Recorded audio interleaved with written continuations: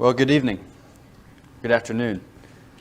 It's about 1 o'clock, about time for us to begin. I appreciate everybody being here. I appreciate your decision to come back and to be with us for our afternoon study as we go through the New Testament and its world. This is lesson 2. If you weren't here for lesson 1, that's okay. They're not that built onto each other, so we can learn from each one of them. This one's going to be more on a history of the Jews, all the way from the exile period from Babylon and all the way up to the Roman conquest, and even a little bit to today and modern times in Israel. And so there's a lot to go over. Before we begin, I have a short video here. It's about 10 minutes that if the volume works okay, then I will go ahead and show that here if everybody can hear it.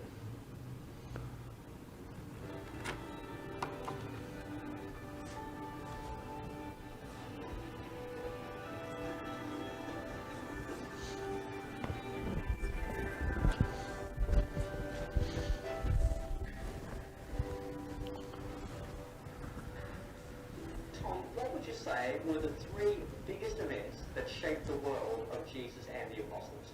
I think the first thing that shaped their world was to go back and see what happened when Alexander the Great conquered the whole of what we call the ancient Near East, including, of course, centrally, the Holy Land, the land of Judea, Palestine.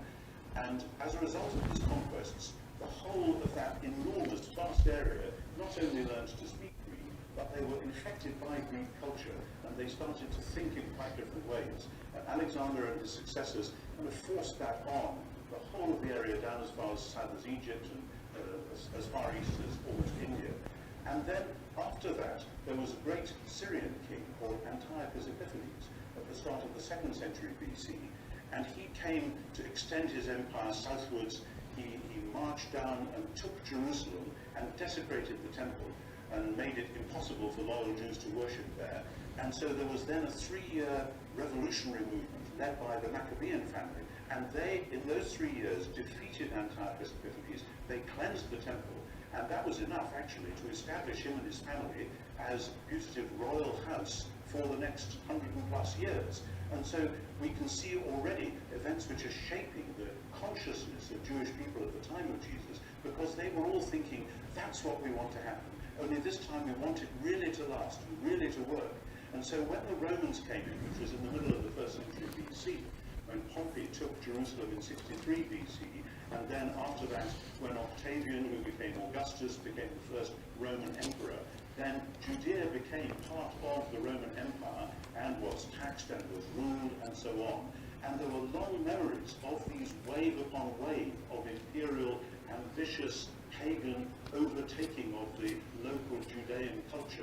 It was that context within which we can understand the aspirations of Jesus and his contemporaries, that one day God would come and do finally what they always wanted him to do, what he said in the Psalms and the prophets that he would do. So as the Jewish people of Jesus' day looked back and thought about who they were and what they were praying for and so on, they wanted their God to come back and do something which would enable their culture to flourish, not the Greek one that had been imposed on. They wanted their religion, their temple, to be cleansed once and for all, so that God and his people would finally get together. And they wanted, above all, their God to come and to be king, so that instead of Caesar as Lord over them, they would have their one true God instead. In order to understand the New Testament, we have to understand how the Jews of Jesus' day looked at their whole history as they had it in their scriptures. For this we need a rough timeline, a rough sense of the sequence of events, which go back, of course, to Abraham, Moses, David and Solomon.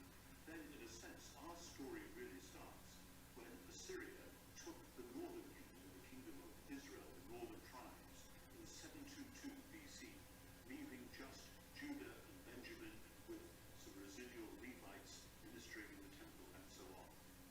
Judean monarchy then lasted until the Babylonians invaded and destroyed the temple in 587 BC, resulting in a 70-year exile in Babylon. Most of the people went to Babylon, not all of them came back, and indeed, from that day to this, the Jews have been scattered around the world. But in 539 or 538 BC, Cyrus, the new king of Persia, conquered Babylon, and as part of his reforms, he, to everyone's astonishment, restored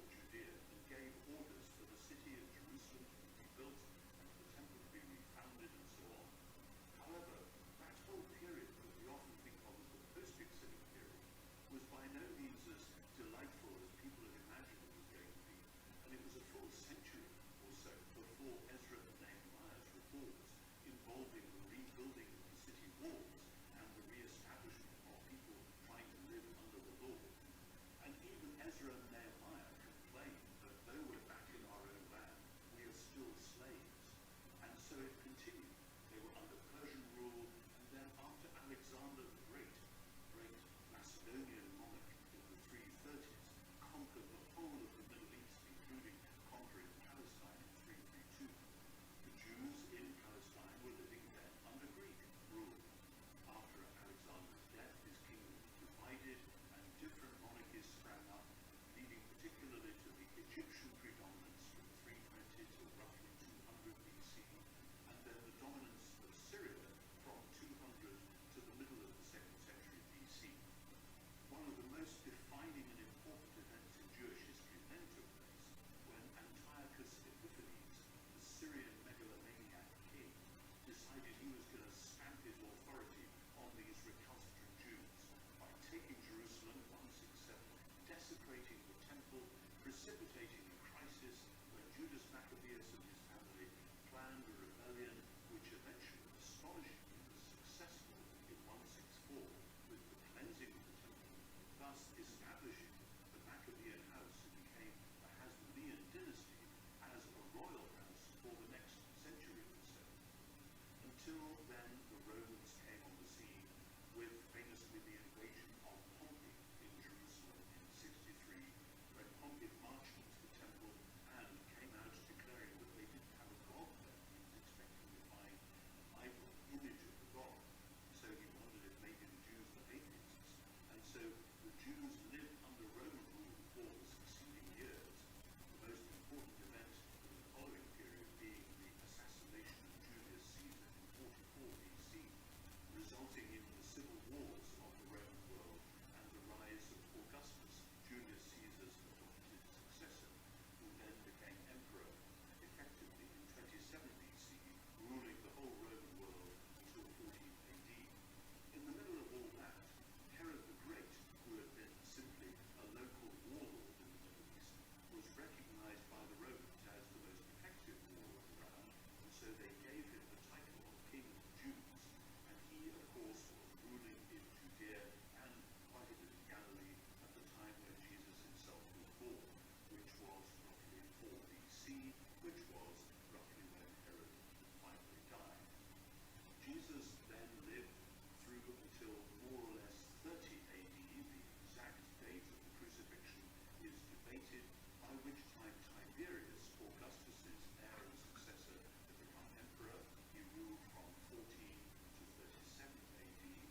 During the 40s and 50s, the best known early Christian event is the mission of Paul around what we call Turkey and Greece. Paul probably died in Rome in the early or the middle 60s, around the same time we assume Peter also was put to death in Rome under the Emperor Nero. And then the most disastrous and cataclysmic moment in all Jewish history was the war between the Romans and the Jews, which lasted from 66 till 70 AD, ending with the destruction of Jerusalem and the Temple in 70, and then the follow-up destruction of the last remaining rebels on Masada in 73. Judaism then had to reconstitute itself, but there were still other movements of revolt to come. When the Emperor Trajan tried to do various things which the Jews objected to, there was a revolt about which sadly we don't know very much, but it was 115 to 117 AD more or less. And then when Hadrian became emperor, he decided he was going to try and deal with these Jews once and for all by promulgating legislation forbidding circumcision, among other things. And this precipitated the last great revolt under Simeon ben Kozibar, who was hailed as Bar Kokhba, son of the star, by Rabbi Akiba. His revolt lasted for 3 years, from 132 to 135. A 3-year period not totally unlike the time of Jesus, when for 3 years many Jews believed that the kingdom of God was at last being inaugurated, and that God was at last going to overthrow the hated Romans and do the new thing which they'd been waiting for. But then the Romans came and killed Bar Kokhba and destroyed his regime. That was that. And in that period, of course, the early Christian church was starting to discover what its mission was, what its life was really going to be like. And by the time we get to the middle of the 2nd century, we find a very confused world, but one shaped by these formational,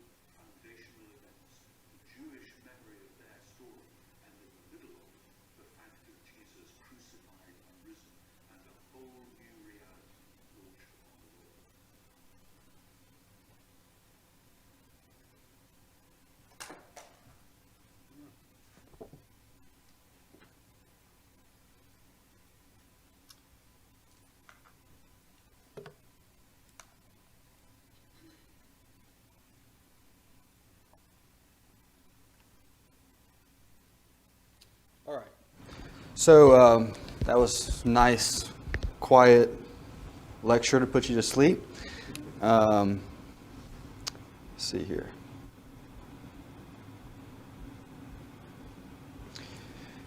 So we talked about he talks kind of an overview about the history of the Jews in Israel and what happened to them from the time of the exile all the way to the time of really almost modern times, really the times of Christ and then after Christ, what happened.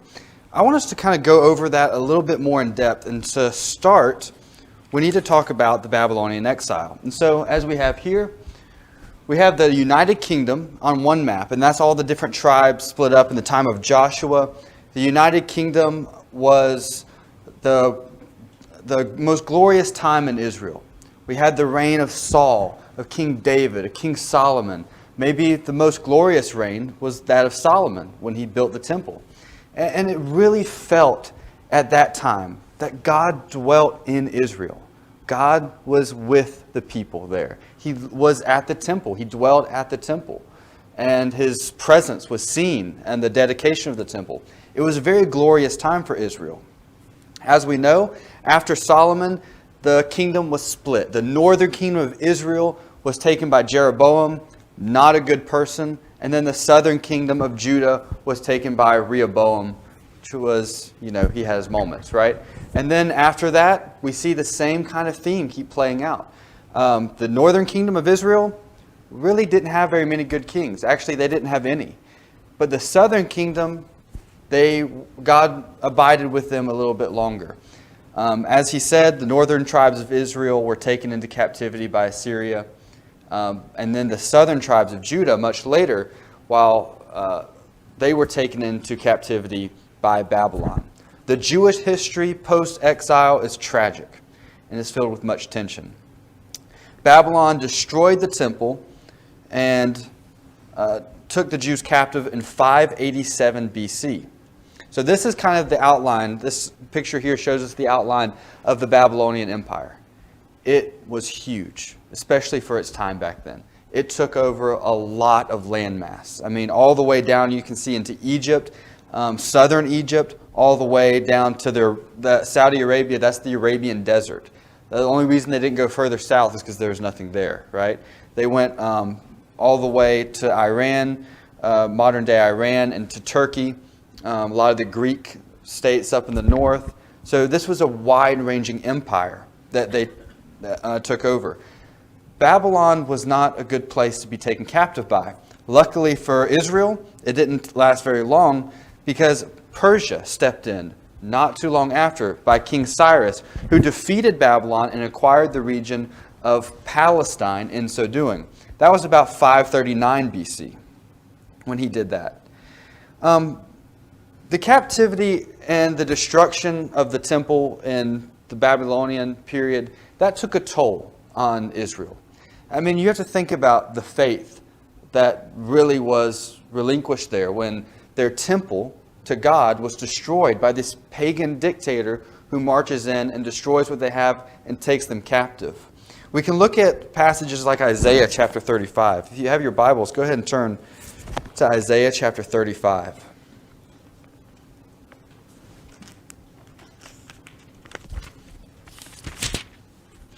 Isaiah 35, starting in verse 1, it says, "The wilderness and the wasteland shall be glad for them, and the desert shall rejoice and blossom as the rose. It shall blossom abundantly and rejoice.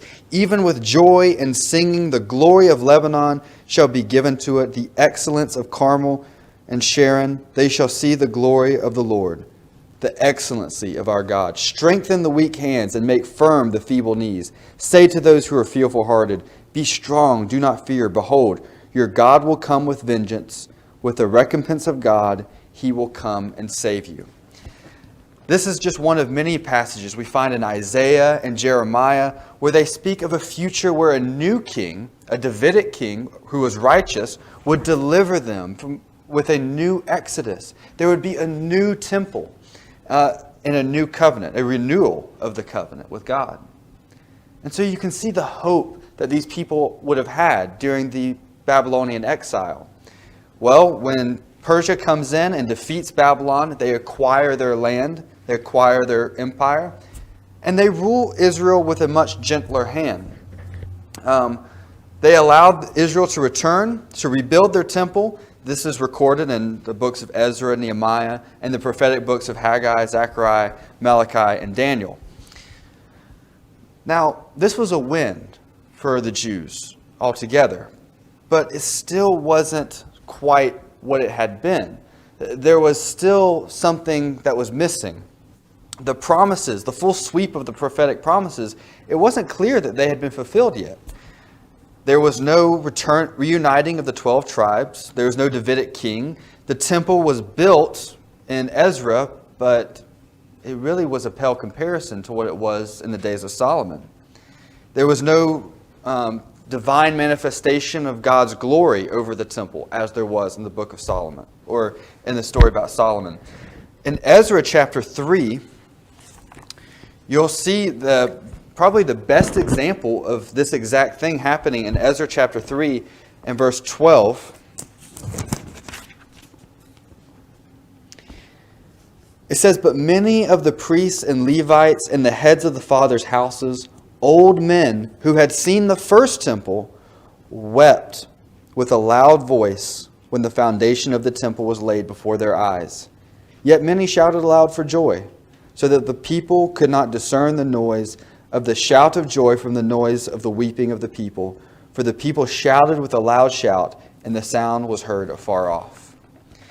So this is a great example of exactly what we're seeing here, is the people were glad to be back in Israel, to be rebuilding their temple, to be rebuilding Jerusalem. But at the same time, it wasn't to the former glory of the days of Solomon, of the days of David, those kings who were righteous, who dwelt in Israel in righteousness. The reuniting of the 12 tribes, there was something that wasn't quite fulfilled there. And besides that, they were still under the power of a pagan dictator. And then, if you're reading through your Bible, you get to that part about Ezra and Nehemiah, you get to those portions about the post-exile period, and then you reach a point which we call 400 years of silence. Was it silent? Actually, no, not at all. A lot of things happen that a lot of times we fail to study and we fail to know and understand. But we have to understand that what happened in these 400 years were very formative to what we see in the New Testament. So if we want to understand the New Testament, if we want to understand any kind of people group, right, we have to understand their history. If people come to America and they want to say, hey, we want to be like Americans, we would have to first tell them about our history. Well, why are you so obsessed with independence? Well, let me tell you about this, this country that had a good grasp on us a few hundred years ago, right? And we would talk all about the War of Independence that we suffered and the Civil War and those types of things. Well, it's the same thing for the Jewish people. To understand the New Testament, that the world that Jesus and his followers and Paul found themselves in, we have to understand their history. And so, what happened in those 400 years?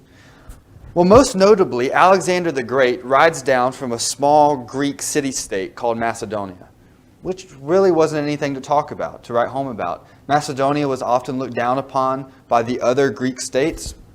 But Alexander rides down at a very young age with his father's army, who has just died, and he takes and conquers a huge portion of land, especially for the ancient world.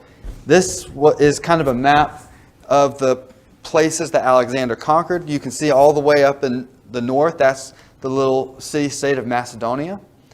And then down you have all of Egypt, all the way to India is what Alexander the Great conquers. There's something very important to understand about this. What does this mean for the known world at the time? It means under the conqueror, Alexander, they become Greek. This was Hellenization. This is where it started. So you read that term in the Bible, the Hellenized Jews, the Hellenists. We hear that word. That means Greekified, basically. People who speak Greek, who write in Greek, who read Greek. These people are thinking the way that Greeks do. All that Greek philosophy you might have learned about in school. Well, this is the influence it was having on the world at this time. And so Greek became a very universal language for these people. And we're going to see this was very formative for the New Testament world. Alexander does die, and when he dies, his whole nation, his whole conquerings are basically split up between his generals. So there's about 4 generals that take over all of his land holdings. The ones that we really need to think about understanding the nation of Palestine, or that land area of Palestine, is the Ptolemies, which ruled the land of Egypt down in the south, and then the Seleucids, which were the Syrian kings. He was a general for Alexander, who basically took over the land of Syria when Alexander died. And he moved over to west to Palestine as well. And you can see some of his land holdings. So you see the south, the Ptolemies, and then the north, Syria. The Ptolemies ruled Palestine in the 3rd century BC. But the Seleucids ended up taking it and ruled Palestine in the 2nd century. The whole world was Greek at this time, and by the 1st century BC, there were actually 3 times as many Jews living outside of Palestine as there were living inside of Palestine, the nation of Israel, the promised land. Well, there's a certain dictator that we talked about in our video a little bit that we heard about, and his name was Antiochus Epiphanes. His father was Antiochus III. He defeated the Ptolemies and took Palestine in 200 BC. But his son, Antiochus IV, Epiphanes, that word at the end of his name, Epiphanes, actually means the divine manifestation of God. So he believed he was God manifest on earth. He wanted to do away with the Jewish faith. He wanted to completely outlaw it. He outlawed circumcision. He outlawed all of the different beliefs and traditions that the Jews held on to. And he even marched into the sacred temple, the Second Temple, and he erected a statue of Zeus in that temple. And he sacrificed pigs, which were the most unclean animal you could think of in Judaism. He sacrificed pigs on their altar. He wanted to completely do away with the Jewish faith. Now, this king is actually someone that in Daniel chapter 8, you can read a prophecy about this king and the things that he did. Daniel prophesies about this king who is going to come. And he even prophesies how long it will be until he is defeated. Well, who is he defeated by? Any guesses? So the non-canonical book of the Bible that we often don't read about, we often don't understand, is the book of Maccabees. So Judas Maccabeus, who was a rebel, his father was a Hasmonean, so that was his last name, Hasmonean. His name was Mattathias. Mattathias rebelled. He wanted to keep worshiping God no matter what this pagan king told them they could or couldn't do. And so Judas Maccabeus ended up rallying an army together. Maccabeus was actually a nickname. It means the hammer in Hebrew. And that's how his people referred to him, as the hammer. And so Judas Maccabeus rallies an army, and over 3 years' time, he actually defeats the Seleucids, this king, Antiochus IV, and he puts him on the run. He kicks them all out of Jerusalem and ends up removing those pagan idols from the place of worship and gets rid of them. And he rededicates the temple. In doing so, he creates a new Jewish feast. And there's a big thing about him completely cleansing the temple of idol worship, removing all those things away, and he sets up the temple the way it's supposed to be. And this rededication of the temple is celebrated every year by Jews, even to this day. Any guesses what that is? I'll give you a hint. It has a lot to do with the menorah. Because in this story, Judas Maccabeus took the 7-branch candlestick, the menorah, he lit it for the rededication of the temple, It had enough oil in it to last for 1 day, and yet it lasted for 8 days. And so we call it the 8 days of Hanukkah, right? That's the Jewish tradition that still to this day is celebrated, the rededication of the temple under Judas Maccabeus. Well, this was actually enough for Judas and his family to become royalty. They worshipped him not quite as a god, but as a king and as a high priest. So the Hasmonean dynasty is what they're called, because that's their real last names, the Hasmoneans. You can see Judas had 4 brothers. Most of them took turns reigning in Israel and being the king over Israel, and they were actually an independent Jewish state. The kings ruled as a version of king/high priest. But as with most dynasties, the inward struggle for power eroded the strength of the dynasty and led to civil wars, polarizing views, and political machinations, which crumbled their power. And so, as we see all the time, their own infighting actually eroded their own power. And eventually, they crumbled.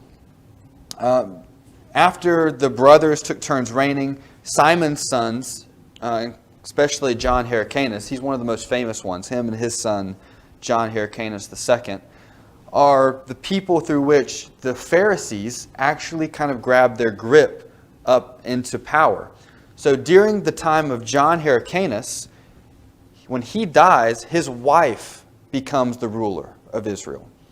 And she uses these Pharisees, these are people who've set themselves apart as holy, and she uses these Pharisees as advisors. They're kind of royal people to give advice to the royalty at the time. And she uses them to help her understand the laws of the land, understand the way people are supposed to worship in the land. And so you can see at the beginning, the Pharisees actually had some political influence. They didn't hold on to it. They weren't interested in politics. They just wanted to worship God in the same vision that they saw for all of Israel. And so later in the time of Jesus, we can see they really didn't have political power. They are more of a pressure group, if you will. We'll talk about them a lot more in our next class. So after John Hyrcanus, his son John Hyrcanus II becomes king. And while he is reigning, this is in 63 BC. I'm sorry, before we move on, actually, we should talk about the fact that this king and high priest actually people took a lot of issue with this.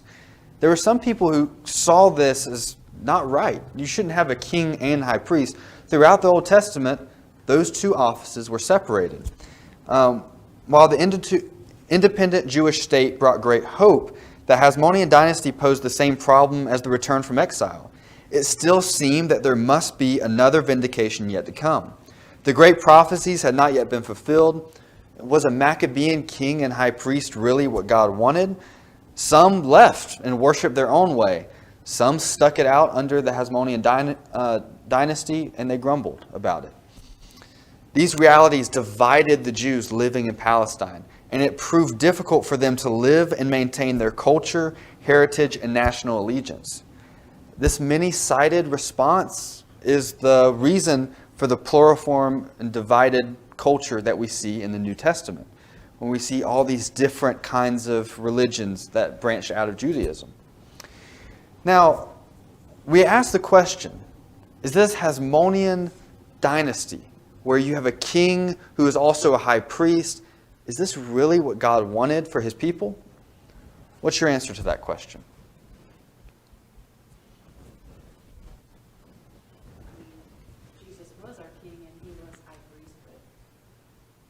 That's right.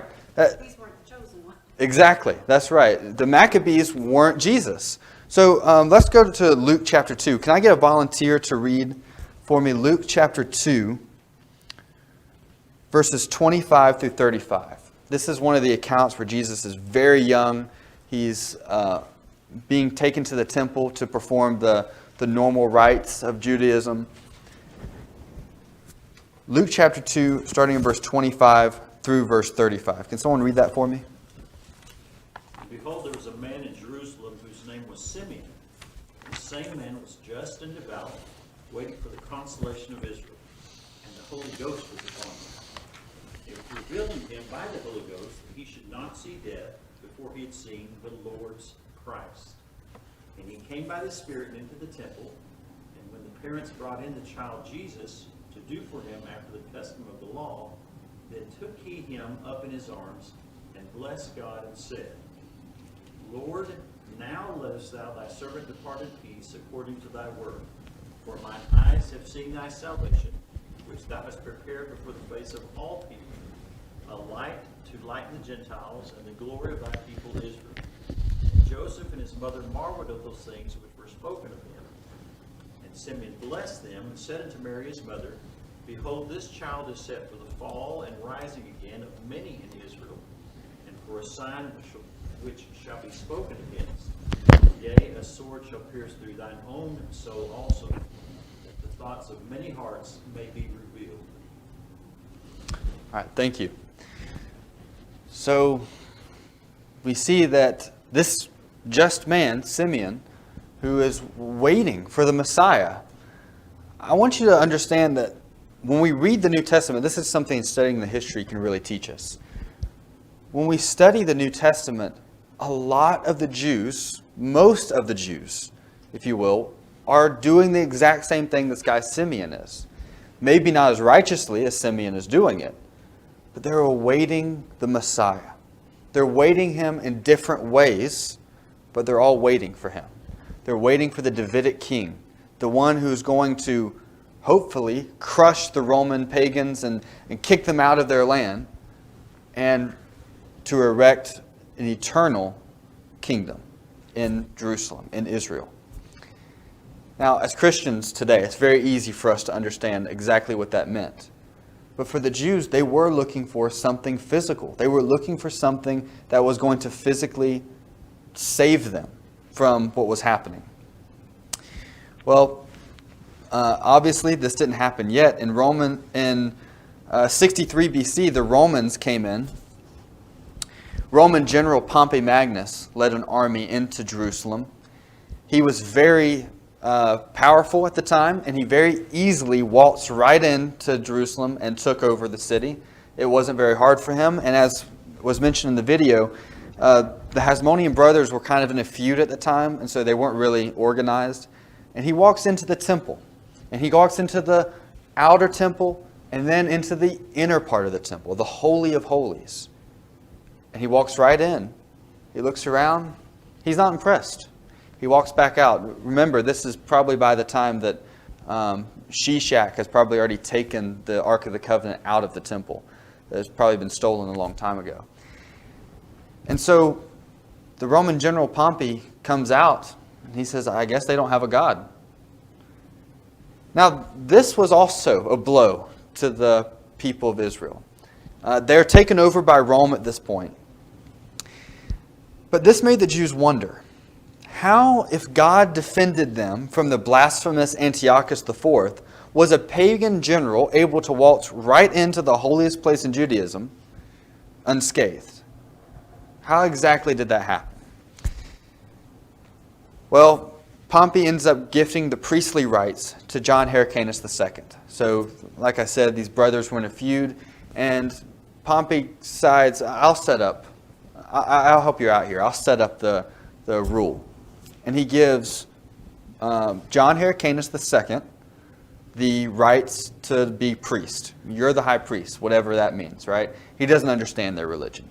He says, you can have the priestly rights, but he gives the governing rights to a different man. This man's name is Antipater. So it's important to follow his family pretty closely. Antipater is an Idumean. He's a friend of John Hyrcanus II, a close ally. He doesn't have any blood relations with the Hasmoneans. He's an Idumean. Now, if you don't know where Idumea is, that's okay. I didn't either. I had to find out. Idumea is what in the Old Testament is called Edom, which, if you remember, that's the family of Esau. So Abraham had a son, Isaac. Isaac had two sons, Jacob and Esau. Jacob had the line of the Jews. Esau had the Edomites. That was his family's name. And in the first century, The Edomites were called the Idumeans. This is what Antipater was. Either he was from the line of Edom, or he was just a Jew living in Edom, in the land of Edom. But one way or the other, that's where he's from. Now, Antipater has 2 sons. And eventually he dies. He's poisoned by a rival. Antipater, he gets killed. And his 2 sons take up rule in Israel. So if you think about a map, you can see Galilee up in the north, right? That's the land where Jesus is from. And then Judah, down in the south, that's Jerusalem. That's all the rest of the southern land of Israel. His son Phaziel becomes king of Judah, and he reigns in Jerusalem. His other son reigns in Galilee. His name is Herod. That's where the Herod dynasty comes from. So these are the 2 sons of Antipater, which is a friend of John Hyrcanus. Now, the reason that he became governor is because he's very pro-Roman.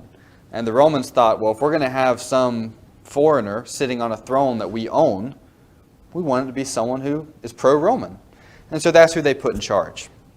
Now, one of the Hasmonean brothers, much later, he comes back in. He rallies an army of Parthians together, and he comes back up, and he's going to take Israel back for the Hasmoneans, right? And he does, actually. He actually wins. Phaziel kills himself inside his palace in Jerusalem. And so that's one of Antipater's sons. His other son, Herod, runs away. He escapes. He goes to Rome, and he hides behind the skirts of Mark Antony, who is the leader, the emperor at the time. 37 BC, Rome sends Herod back to Israel with a Roman army in tow. He manages to retake Judea, retake Galilee, and many of the surrounding lands. This is the lands that he takes, and this is also the land that is split up between his 3 sons. Now, Herod took a lot of land at the time, and he actually reigned unopposed for a while. He became known to many as Herod the Great. Now, though Herod enjoyed no opposition, his rule was shaky at best. Jews considered him a sellout or a half-Jew, and his own sons rebelled against him. He actually killed 3 of his sons for a dissension. In fact, there was a saying that went around Israel that it was safer to be Herod's pig, which is hus, than to be his son, huios, because so many of his sons were killed. Upon Herod's death, his kingdom was divided between his 3 living sons, Herod Archelaus, Herod Antipas, and Herod Philip. Herod Archelaus ruled Judea. So you can see this, it's probably hard to make out the words there, but see this purplish blue area? That's the land that Herod Archelaus ruled. He ruled for 10 disastrous years. He was hated by everyone. All of his subjects hated him. And eventually they sent a delegation to Rome to go tell Caesar, at the time was Octavian, or Augustus. He was known as Augustus later. To tell Octavian, listen, you have to get this guy out of here. We can't stand him. Octavian listens. He exiles him to Gaul. So only 10 years after he starts reigning, he's exiled to Gaul. Herod Antipas is probably the most famous Herod because he's the most common Herod in the New Testament. We hear his name a lot. He ruled the Galilee, which is all the green area over here. He ruled all the land that Jesus, John the Baptist were from. Now, the reason we know about him is because he divorced his wife, and he remarried a wife of his 2 brothers. Now, this brought a lot of harsh feelings against him by a lot of Galileans, but especially by that of John the Baptist, who told him that he was wrong for having his brother's wife. It was against the law. It was wrong. For doing so, he eventually has John the Baptist killed, beheaded.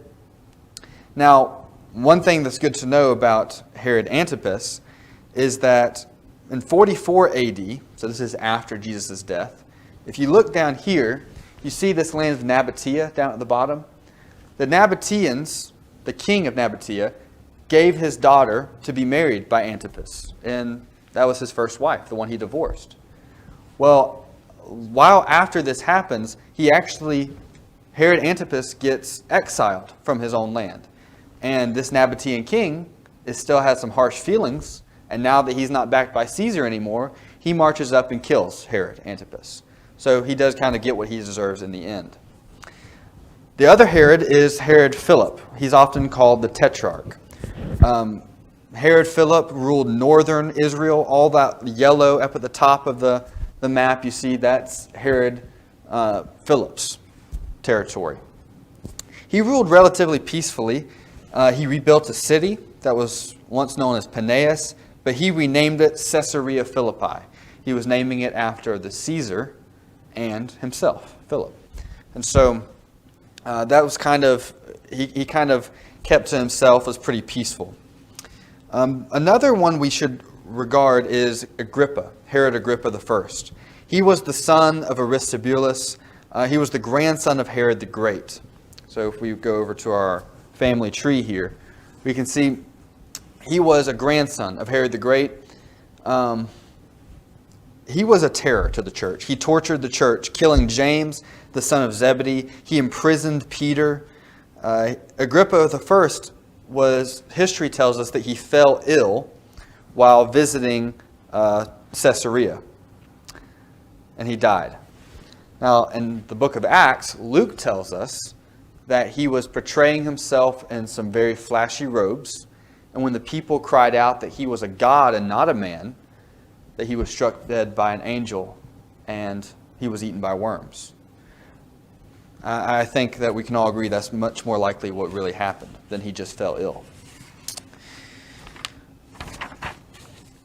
Agrippa II succeeded his father after Agrippa I died, but he was only 17 years old. And so he couldn't really take over the kingdom. And so the rule of Israel, of Judea, reverted back to Rome. And so they basically took their own power over it. So when Rome did this, they often had prefects who governed the nations of Israel. These people were terrible. They were awful people. They are sometimes called procurators. The most famous of these is Pontius Pilate. He's the most famous prefect. He was brutal and he was incompetent. Pilate was no exception. His goal upon being appointed prefect was to bring Jerusalem to Roman standards, is what he proclaimed. After a mass protest, Pilate backed down from a lot of his renovations to Jerusalem, and he gave in to this theme of giving in to the masses throughout the rest of his life. This is often what he was known to do, as he did with Jesus. And so these prefects often ruled over the land of Israel. And now we're going to kind of skip ahead. We know about the events of the New Testament. Well, we're going to go back and study the events of Jesus and his death and all of that. In 66 AD, a man named Eleazar, he's a captain of the temple. He's under still Roman rule in 66 AD. He's the captain of the temple, and he's the son of the high priest. Now, he led a group of priests to stop accepting the daily imperial sacrifice. You might ask, well, what's the daily imperial sacrifice? Well, I'm about to tell you. Every day, Israel would offer a sacrifice in the temple to Rome. It wasn't necessarily to Rome itself, but it was to God for Rome. Now, this was a kind of bypass, because when they first inherited Israel, Rome said, you have to worship our gods, you have to worship our Caesar. Israel said, we can't do that. We're Jews. We don't worship any God but the one true living God. And so they fought about it, and eventually they came to an agreement. They said, listen, we will offer a sacrifice for Rome. And they called it the imperial sacrifice. It was a sacrifice, the Romans saw it as to Rome, the Jews saw it as for Rome. Eleazar said, this isn't right. We shouldn't be doing this. This is not outlined in the Old Testament. It's not outlined in the law of Leviticus. And so we should stop. Now, this act of defiance was the beginning of a war that Judea was not prepared to fight. Emperor Nero was emperor at the time, and he looked for somebody to fight the war for him.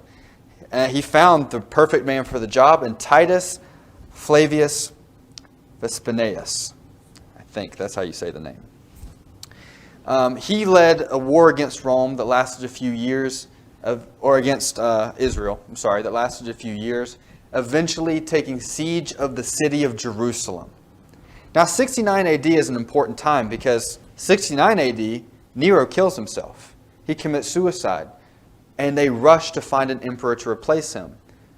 They found 3 emperors to replace him. They kept dying. They put one person on the throne. He was killed. He was assassinated. One even died of natural causes. And then finally, they said, hey, this guy leading the war against Israel, Titus, let's send him to the throne. So Titus gets called back to Rome to sit on the throne. In doing so, he leaves his son, who has the exact same name as him, to lead the siege against the city. So he leaves, goes to Rome, and his son Titus takes siege against Jerusalem. In the meantime, Jerusalem was preoccupied in an internal struggle between Jewish factions, including revolutionaries, zealots, urban terrorists, and a group led by a man named Simon Bar Giora, who was briefly called King of the Jews.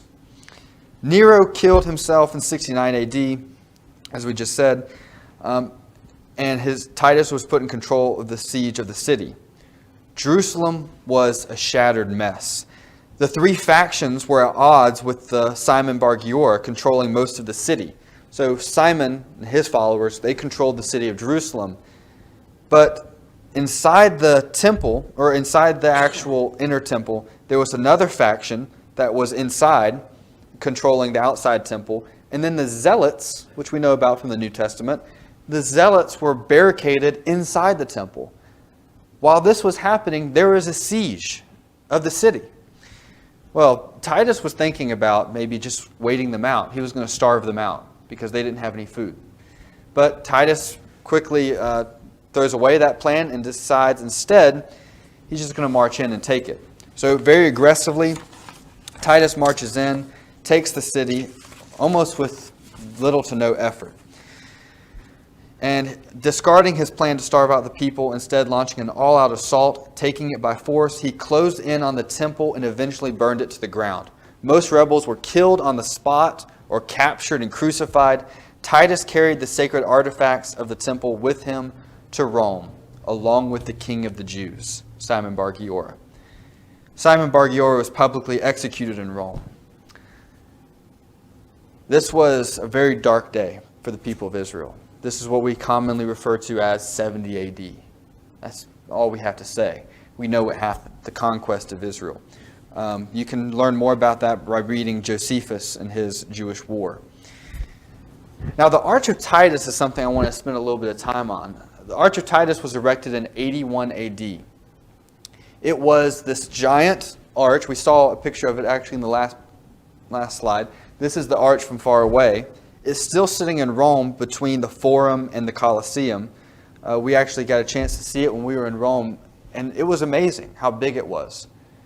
But what's more amazing and maybe terrible is what it means. The depictions include the menorah and other Jewish treasure being marched through the streets of Rome, as well as pigs, pagans, and other offenses to the Jews. This was a trophy of victory that the Senate, the Roman Senate, made for Titus to basically display his victory over the Jews. It's a memorial to this day of what happened in 70 AD.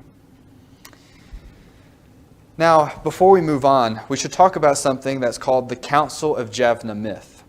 So 70 AD was very impactful for the Jews, even to this day, because out of it arose several different types of faith. There was a certain man named Johanan ben Zakkai. He escaped the siege of Jerusalem and surrendered to the Romans. They allowed him to build a school south of Tel Aviv, which is west of Jerusalem.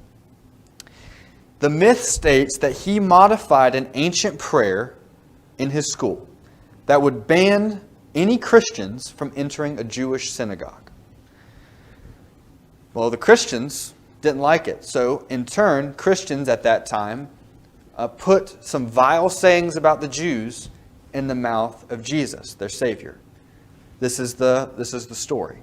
All the bad things that Jesus said about the Pharisees, about the Jews, were invented by Christians. Now, this is a myth that has been kind of the reasoning for why Christians and Jews often didn't get along. I don't know how familiar you might be with the times and throughout history of the church persecuting the Jews for several different reasons. During the Crusades, during the time of Martin Luther himself, but are very interesting to study about how terrible people have been to the Jews over time. When you Now, say the church, who you're referring to? yeah, not necessarily the Church of Christ, but the Catholic Church, mostly during the 6th and 7th century. A lot of people were. There was actually a law passed in Germany at one time that if you saw a Jew on the street outside of a city, you could just beat them to a bloody pulp, leave them on the side of the road. That was perfectly legal, as long as it wasn't in the city, where everyone could see. So this was something that was brought about by Christians. This was often they were called Christ killers, whatever kind of persecution you can think of. This was leveled on the Jewish people. Now, there are different responses to the destruction of the temple, destruction of Jerusalem. The first one, obviously, is heartbroken anguish in the destruction of the temple. The second is a more pragmatic recognition of passages like Hosea 6:6, where God says, I will desire kindness or mercy and not sacrifice. Some people saw this as actually what God was talking about. God can't have sacrifice in a temple that's burned to the ground, right? And so this is actually the role that Ben Zakkai took in his school, that now we have to worship God in a different way. Jews to this day, they don't offer sacrifices, right? That's because God desires mercy and not sacrifice. The third response is a smoldering fire of rebellion, seeking to overthrow the pagans and retake Jerusalem and rebuild the temple. So at this time, the Zealots were still around. They actually were kind of gathering their ranks together. And like I said, we're going to learn a lot more about them in our next class. Now, position 2 and 3, the more practical understanding that God desires mercy and not sacrifice, and position 3, the rebellious Zealots, this actually separated the Jews into two schools of thought.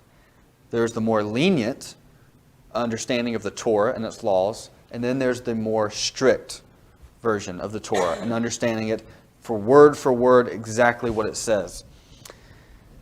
Many sects of Jews never emerged from the rubble of 70 AD. The Sadducees, with their focus on the temple hierarchy, never emerged out of the rubble. The Essene movement never came about. The Jewish world post-destruction was not monolithic. It wasn't one faith. I would like you to consider a fourth Jewish response to the destruction of the temple. That is Christianity. Christianity viewed the destruction of Jerusalem in light of the prophecies of the true Jewish Messiah, Christ. We must remember that Christianity is a Jewish religion, first and foremost, and that the fall of Jerusalem is part of the foretold vindication of Israel. It was just part of the plan, what had to happen. And we can think about passages like that in Romans where Paul says that we are not a new fig tree, right, that God has chosen. We are grafted on to the original tree, the tree of Israel. By the way, when we talked about the Jews and Christians not getting along, this actually wasn't happening in the 2nd and 3rd century.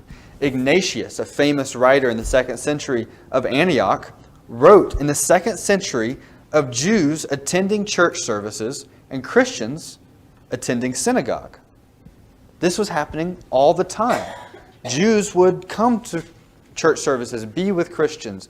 They would be maybe actually Christians, and the Christians would just go to synagogue with the Jews. I mean, why wouldn't you take the opportunity to learn more about God, to study your Bible, and to meet with the brethren of your faith?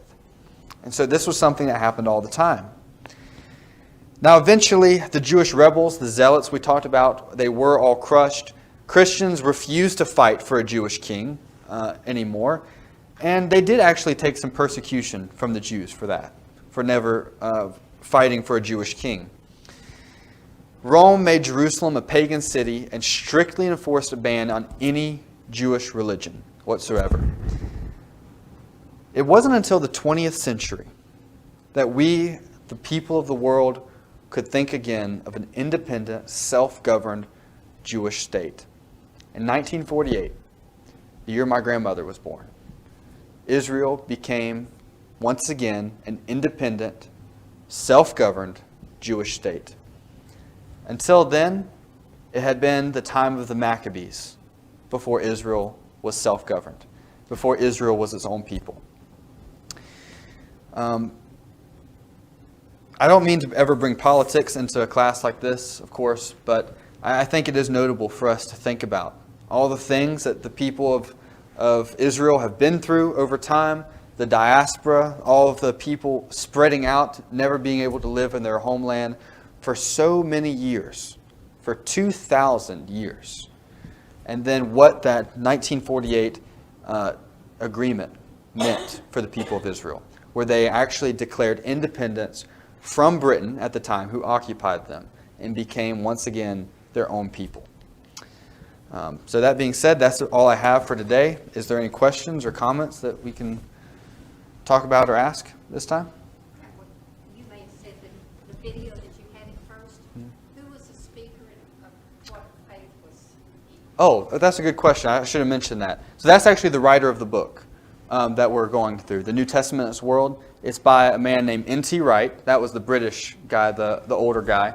And then the other guy that was talking to him was Michael Bird, who was another writer of the book.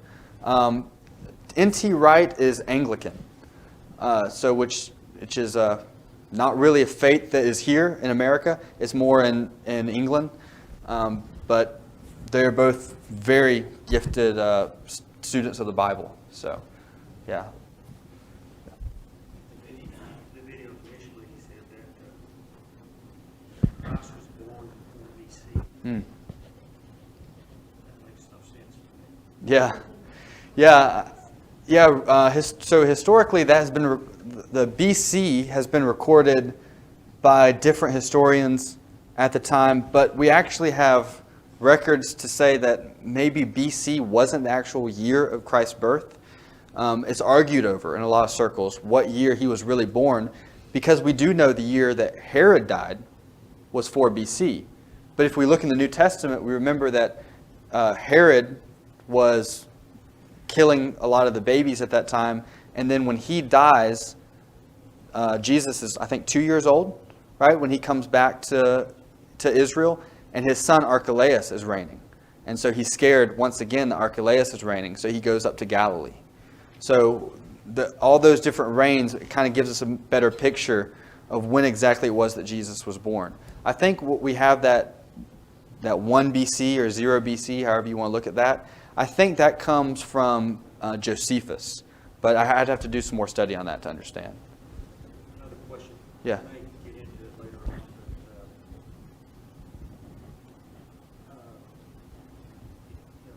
in the news you have Israel surrounding Gaza Strip. And that's Palestinian. Right.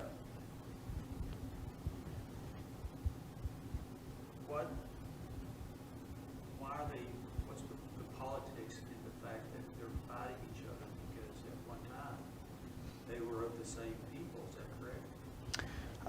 No, the people that they're fighting now, so we often call them the Palestinians, which are the people outside of Israel. But the problem is, when Israel was kind of kicked out of their own land for all those years, people came in and filled the void. They didn't just leave it as a place until you get back, right? They actually took over a lot of that land. And so a lot of those people are Arab nations that surround them. Israel has still, to this day, has not been able to have their traditional historical land holdings for a long, long time. So that Gaza Strip is right there on, if you see it on a map, we're going to actually look at that our next class period, the Gaza Strip. But it's right there on the Mediterranean Sea. And so historically, it was an Israel land holding. But today, a lot of the people will fight Israel for the land that they have. Israel has offered most of their land, of their historic land holdings, for peace. Most of the surrounding nations don't want peace. The Palestinians don't want peace. They want Israel to be destroyed. If Israel, I've heard a lot of people say, if Israel laid down their weapons today, there would be peace in the Middle East. Right? If the other people, or if the Palestinians laid down their weapons, there would be peace. If Israel laid down their weapons, there would be no Israel. That's what most of the people in the Middle East want today. There to be no Israel. So, I don't know if that answers your question, but it's a long history of politics over there that I'm not quite an expert in. So, How many times you've read this to remember this? Thank you. All right. Well, if there's no other questions or any other comments, then I appreciate you coming. I thank you for your time.